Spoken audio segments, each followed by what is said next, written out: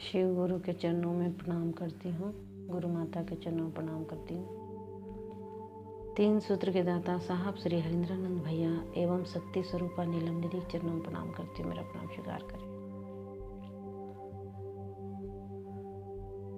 मैं अपने महादेव गुरु से दया मांगती हूँ कि हे महादेव, हे गुरुदेव, मुझसे भी कुछ अच्छे चर्चा करवा लीजिए। मैं कहती हूँ कि महादेव तो देवादिदेव महादेव हैं ही। हर कोई जानते हैं, सब कोई जानते हैं कि देवादिदेव महादेव हैं। वो भोला है और घड़दानी है, महादानी है। उनके जैसा कोई दानी नहीं, उनके जैसा कोई दया के सागर नहीं। हम लोग जगह जगह महादेव जो करते हैं उसमें देखिए लिखा हुआ है, वरदाता महादेव, ज्ञान दाता महादेव, दया दाता महादेव, दया सागर महादेव, उमानाथ महादेव, दीदी साथ महादेव। वो उमानाथ हैं, वो दया के सागर हैं, वो ज्ञान के भी सागर हैं। वो हर चीज़ है। वो हर कौन से ऐसे नाम हैं जो वो नहीं है।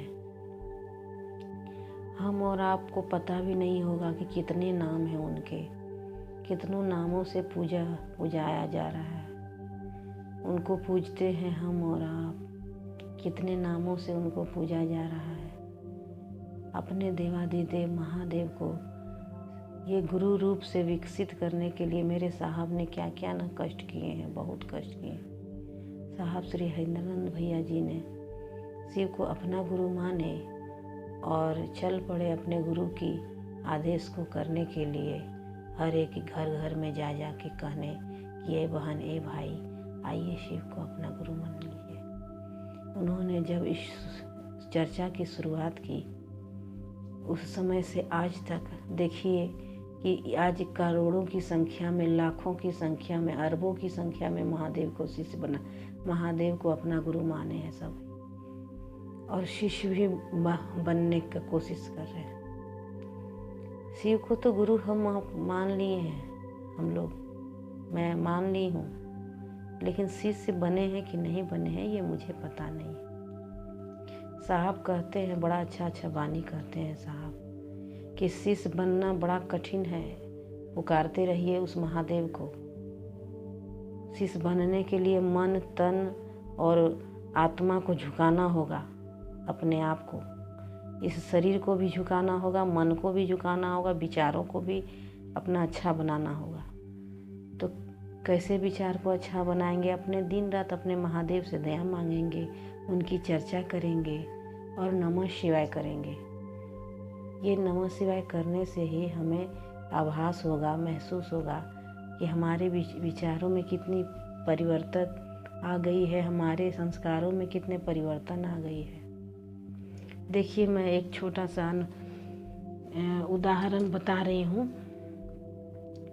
एक शिष्य था, एक व्यक्ति था जो शिष्य बनने के लिए किसी गुरु के पास गया। बोला कि हे गुरु, मैं आपका शिष्य बनना चाहता हूँ। तो गुरु ने कहा कि ठीक है, तुम मेरा शिष्य बनना चाहते हो? बोल हाँ, जाओ तुम गंगा स्नान करके आओ। वो फिर गया और गंगा स्नान करके चला आया। जैसे गंगा स्नान करके आता है, उसी तरह उसी समय जो उस आश्रम में गुरु की सेवा करने वाले एक छोटा सा चाकर थे, कर्मचारी जो जिसको कहते हैं, वो भी गुरु के शिष्य ही थे, जो गुरु की सेवा करते थे। उसने क्या किया कि उस आश्रम को साफ सुथरा करके जो कचरा निकलता है फेंकने का बाहर, उस कचरे को उस लड़के पर जो गंगा स्नान करके तुरंत आया, उसके माथे पर डाल दिया।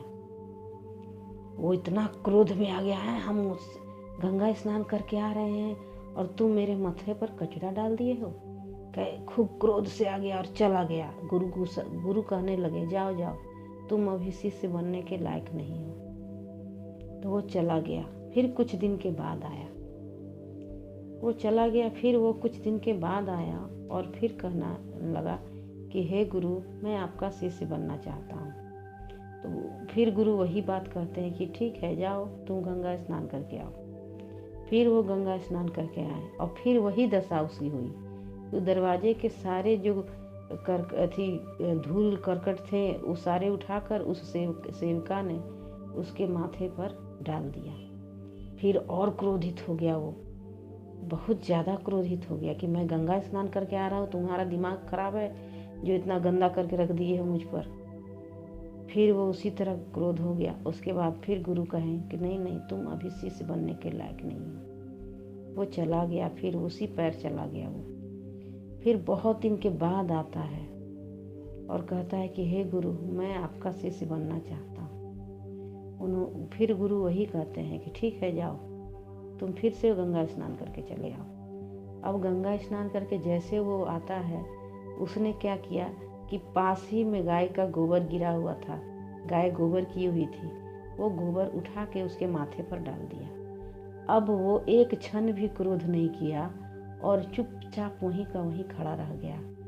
एक जरा सा भी उसके मन में क्रोध नहीं हुआ, चुपचाप खड़ा हो गया। तब गुरु मुस्कुराए और कहने लगे कि अब तुम शिष्य बनने के लायक हो। गुरु परीक्षा ले रहे थे और उसी क्षण भर में वो गोबर कहाँ चला गया उसके शरीर से, तुरंत निर्मल हो गया। लग रहा था अभी तुरंत गंगा स्नान करके चला आता हूँ। निर्मल हो गया, साफ सुथरा हो गया। और तुरंत वो परीक्षा ले रहे थे गुरु कि हाँ, उस लड़के को भी आभास हुआ कि ना, मैं सचमुच गुरु मेरा परीक्षा ले रहे थे। इसलिए परीक्षा ले रहे थे कि वो देखना चाहते थे कि इसके मन में झुकाव है कि नहीं, उसके मन में ममता है कि नहीं, इसके मन में प्रणाम करने से इसके मन को झुकाना आता है या नहीं, इसके स्वभाव में नम्रता है या नहीं। इसी प्रकार है भाई बहन, हम और आप भी हर कोई हर समय हर चीज़ पर अहंकार भरे हुए शब्द कहते हैं दूसरे को और खुद ही अहंकार में भरे रहते हैं। ये अहंकार करने से कभी किसी का लाभ नहीं हुआ है, कभी किसी का लाभ नहीं हुआ। इसीलिए अहंकार ना रखें और अपने महादेव गुरु के शरण में आएं और जो साहब ने 3 सूत्र दिए हैं उनके आदेशों का पालन करें। दया मांगे, इस चीज़ के लिए भी दया मांगे कि हे महादेव, हे गुरुदेव, मैं भी एक छोटा सा शिष्य आपके शरण में बनना चाहती हूँ, मुझ पर दया करें महादेव। मेरे मनों विचारों, मेरे मस्तिष्क पर आके बैठिए गुरु और मेरे मन को बदल दीजिए हे महादेव। मेरे विचारों में परिवर्तन ला दीजिए हे गुरु। इस शिष्या पर दया कर दीजिए। दूसरा में चर्चा जो करने कहा गया है ना, इसीलिए चर्चा करने के लिए कहा गया कि हम और आप कोई चीज़ सुन लेते हैं, सुनकर फिर भूल जाए, ध्यान उससे भटक जाता है। देखते भी हैं तो आज देख लिए, उस चीज़ पर भटक जाता है।